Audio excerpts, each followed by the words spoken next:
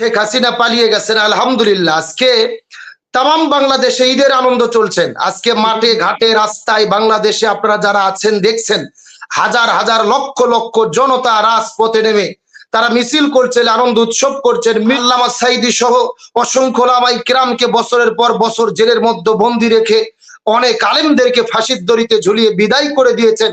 আজকে সেই জালেমের জুলুমের অবসান হয়েছে আলহামদুলিল্লাহ। বিজয়ের চূড়ান্ত সেবায় কিন্তু আমরা যেতে পারিনি।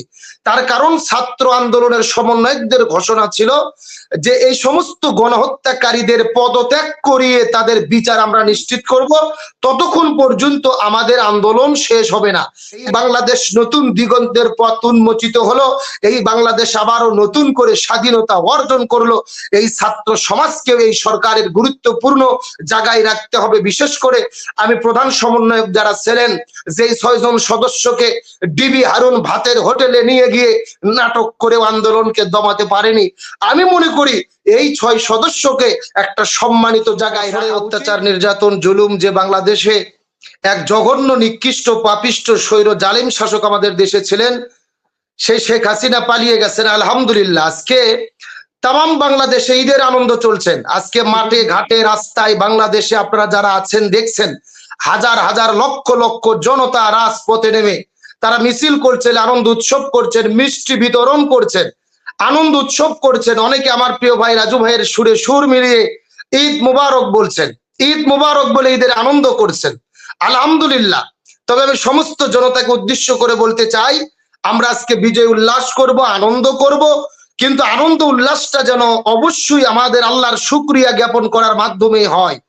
আল্লাহ রাব্বুল আলামিন পবিত্র কোরআনুল কারীমের মধ্যে বলেন, ইযা যাআ নাসরুল্লাহি ওয়াল ফাত, যখন তোমাদের মধ্যে বিজয় আসবে তখন তোমরা আল্লাহর শুকরিয়া আদায় করো, আল্লাহকে সিজদা করো। আজকে হাজারো মানুষ সিজদায় পড়ে গেছেন।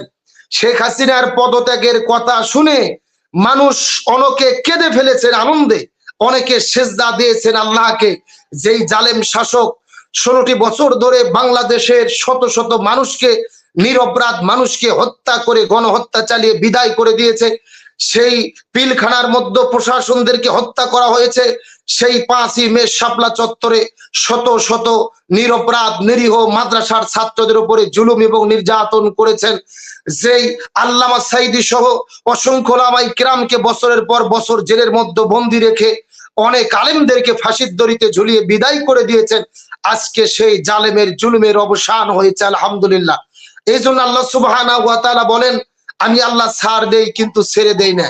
নিশ্চয় ওয়া মাকারু ওয়া মাকারাল্লাহ আল্লাহু খায়রুল মাকিরিন, তারাও ষড়যন্ত্র করে, আল্লাহও পরিকল্পনা গ্রহণ করেন, আর আল্লাহর পরিকল্পনাই বাস্তবায়িত হয়। তবে বান্দার চেষ্টার যেখানে শেষ হয়, আল্লাহর সাহায্য সেখানে শুরু হয়।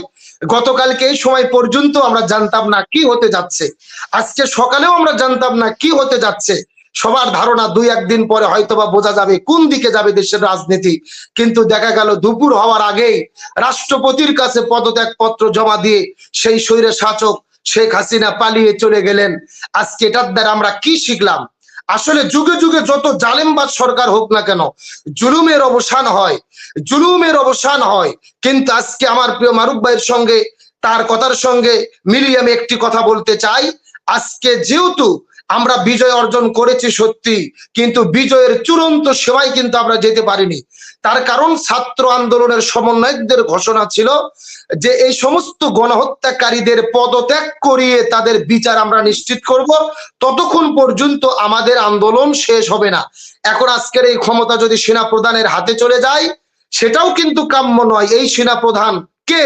তাকে শেখ হাসিনা নিজে বসিয়েছে, শেখ হাসিনার দোসর, শেখ হাসিনার আত্মীয়। সুতরাং তাদের কর্তৃত্ব থাকে, তাদের অবস্থান থাকে, এরকম সমর্থনযোগ্য কোন সরকার যদি আসে সেটা আমাদের জন্য কাম্য নয়। এই জন্য সমন্বয়কারীরা বলেছেন রাজপথ ছাড়া যাবে না, সমস্ত দল মতের মানুষদেরকে নিয়ে জাতীয় তত্ত্বাবধায়ক একটা সরকার গঠন হবে, যেখানে শিক্ষক সমাজ থাকবেন, বিশেষ করে যারা এই আন্দোলন করার মাধ্যমে এই ছাত্র জন জনতাকে সেলুট দেই, এই শিক্ষার্থীদেরকে সেলুট দেই। এই বাংলাদেশে বিভিন্ন রাজনৈতিক দল যেটা পারেনি, বড় বড় নিদার লেটারা যেটা পারেনি, সেটা আজকে ছাত্র সমাজ করে দেখিয়ে দিয়েছে যে অল্প সময়ের গণবিস্ফোরণের, গণ অভ্যুত্থানের আন্দোলনের মাধ্যমে কিভাবে স্বৈরাচারকে পতন করতে হয়। তাদের যে সময় উপযোগী পদক্ষেপ, গতকালকের কথাই চিন্তা করেন, যখন সারা দেশে গণ অভ্যুত্থান ছড়িয়ে পড়লো অসহযোগ আন্দোলনে, প্রথমে তারা ঘোষণা করেছেন 6 তারিখে হবে মার্চ টু ঢাকা, কিন্তু পরে তাৎক্ষণিক কয়েক মিনিট পরে তারা সিদ্ধান্ত নিয়েছে না, যদি একদিন সময় দেই সারা বাংলাদেশে অসংখ্য মানুষকে তারা আরো হত্যা করবে, পরিস্থিতি আরো খারাপ হবে। ওরা তাৎক্ষণিক ঘোষণা দিয়েছে, না একদিন পরে নয়, আগামীকালকেই হবে সেই সমাবেশ। তাৎক্ষণিক ঘোষণায় গণজোয়ার, গণস্রোত যখন ঢাকার উদ্দেশ্যে গেছে, আমরা সকালবেলা দেখেছি চতুর্দিক থেকে পুলিশ প্রশাসন, তারপরে আপনার সেনাবাহিনী পর্যন্ত ব্যারিকেড দিয়ে ঢাকাকে ব্লক করে দিয়েছে, মানুষকে ঢুকতে দেবে না। কিন্তু জনস্রোত কখনো সেটাকে রোধ করতে পারে না। সর্বশেষ কোটি জনতার স্রোতে প্রশাসন পিছু হতে বাধ্য হয়েছে, তারপরে তিনি পালিয়ে যাওয়ার সিদ্ধান্ত নিয়েছেন। কিন্তু আমাদের এখন যেটা আমাদের কাজ, আমরা বিজয় উল্লাস করব, কিন্তু আমাদের আনন্দে ঘুমালে হবে না, আমাদের সবাইকে এখনো রাজপথে এসে বসে থাকতে হবে, যতক্ষণ না সমস্ত দল মত নির্বিশেষে সবার অধীনে একটা গ্রহণযোগ্য জাতীয় সরকারের অধীনে ক্ষমতা হস্তান্তর না হয়, ততক্ষণ পর্যন্ত চূড়ান্ত বিজয় হয়েছে এটা কিন্তু ধারণা করা যাবে না। যেটা আমার প্রিয় ভাই বলেছেন যে উহুদ যুদ্ধের মতো প্রথমে আমরা বিজয়ের ঘটনা শুনেই যদি দৌড়িয়ে পালিয়ে যাই, অন্যদিকে চলে যাই গনিমত রক্ষা করার জন্য, আবার পরাজয় আসতে পারে। এই উহুদ যুদ্ধের মধ্যে আমরা মুসলিম হিসেবে আমাদের শিক্ষা রয়েছে, বিজয়ের খবর শুনে রাজপথ ছাড়া নয়, দৌড়াদৌড়ি নয়, যে যেখানে আছেন রাজপথে নেমে থাকুন। চূড়ান্ত বিজয় যখন আসবে, যখন ঘোষণা হবে জাতীয় সরকার দলমত নির্বিশেষে সবার সমর্থনযোগ্য সরকারের কাছে ক্ষমতা হস্তান্তর হয়েছে, তখনই আমাদের চূড়ান্ত বিজয় হবে। আমার প্রিয় ভাই আলোচনা শুরু করার পূর্ব মুহূর্তে বলেছেন যে সেনা প্রধান সমস্ত রাজনৈতিক দলদেরকে ডেকেছেন, প্রতিনিধিদেরকে ডেকেছেন, সেখানে জামাত ইসলামের সম্মানিত আমির সাহেব উপস্থিত রয়েছেন। আমি শুনেছি শাহেকের চরমনায় আপনার চরমনের পীর সাহেবও সম্ভবত কোনো উপস্থিত রয়েছেন, বিএনপির পক্ষ থেকে কয়েকজন রয়েছেন, যতটুকু শুনেছি আমি বলতে চাই শুধু আলোচনা নয়, সবার মতের ভিত্তিতে, সবার মতের পক্ষে, সবার পরামর্শ নিয়ে, সকলের মতের ভিত্তিতে গ্রহণযোগ্য একটা সরকার গঠন করে যেন ক্ষমতা হস্তান্তর করা হয়।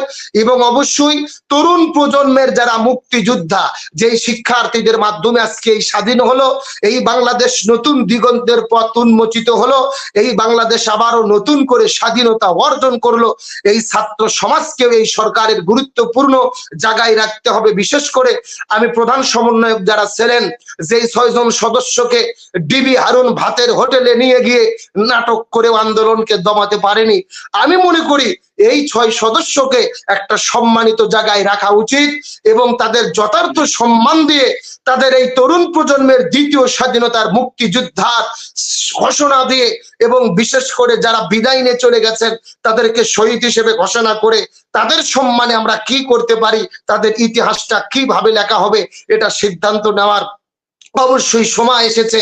আজকে আমার এই বাংলাদেশে আবু সাইদ ভাই যখন গুলির সামনে বুক পাতিয়ে দিয়েছেন, তার এক বুক যখন শহীদ হয়ে গিয়েছে, লক্ষ কোটি আবু সাইদ রাস্তায় দাঁড়িয়ে গেছেন, এক মুগ্ধ পানি পান করাতে গিয়ে যখন শহীদ হয়ে গিয়েছেন, হাজারো লক্ষ মুগ্ধ রাস্তায় নেমে এসেছেন। সুতরাং এখান থেকে বোঝা যায় যে জালেমের জুলুমের অবসান হয় অবিসম্ভাবী। আজকে গতকালকের টক শোতে আমি বলেছিলাম আজকেই হবে ফাইনাল খেলা, আর সেই খেলা এমন ভাবে হলো, ওবায়দুল কাদের সাহেব 16 বছর ধরে ডায়লগ দিয়েছেন খেলা হবে। আজকে কোথায় আপনাদের খেলোয়াড়? মাঠে কোনো খেলোয়াড় খুঁজে পাওয়া গেল না। ঘোষণা দিয়েছেন 7 মিনিটে ঢাকা ফাঁকা করবেন, কোথায় 7 মিনিট? আজকে ঢাকার রাজপথ ছাত্র জনতার দখলে, কোনো এমপি নাই, কোনো মন্ত্রী নেই, ওবায়দুল কাদের নেই, খেলা হওয়া তো দূরের কথা, মাঠে তো খেলোয়াড়ই নেই। তোমরা ফাঁকা মাঠে গোল দিয়ে খেলা হবে বলে ভোট চুরি করে করে ক্ষমতায় এসেছো বারবার, কিন্তু আজকে আসল খেলা যখন ছাত্র জনতা শুরু করেছে তখন আর তোমাদের খুঁজে পাওয়া গেল না, খেলোয়াড় খুঁজে পাওয়া গেল না। তাম বাংলাদেশের কোটি কোটি যারা আওয়ামী লীগ করেছে, তারা সরকারের স্বার্থ লোভে দল করে রাজপথ দখল করে থাকতো, বিএনপি জামাতের আন্দোলনকে নাশাত করার জন্য অস্ত্র নিয়ে রাজপথে নামতো। আমি তাদের বলতে চাই আজকে কোথায়? আজকে কোথায় তোমাদের খেলা, কোথায় তোমাদের অস্ত্র, কোথায় তোমাদের শক্তি, কোথায় তোমাদের অবস্থান? আজকে তারা নেই। তার মানে ছাত্ররা যখন আসল খেলার জন্য, ফাইনাল খেলার জন্য লাল কার্ড নিয়ে আজকে গণভবনের দিকে গেছে, একটু আগে দেখলাম গণভবনে ছাত্র আন্দোলনকারীরা ঢুকে, শিক্ষার্থীরা ঢুকে প্রধানমন্ত্রীর শাড়ি বের করতেছে, পেটিকোট বের করতেছে, জামা কাপড় সব বের করতেছে। এই দিনটা দেখার অপেক্ষায় বাংলাদেশ ছিল।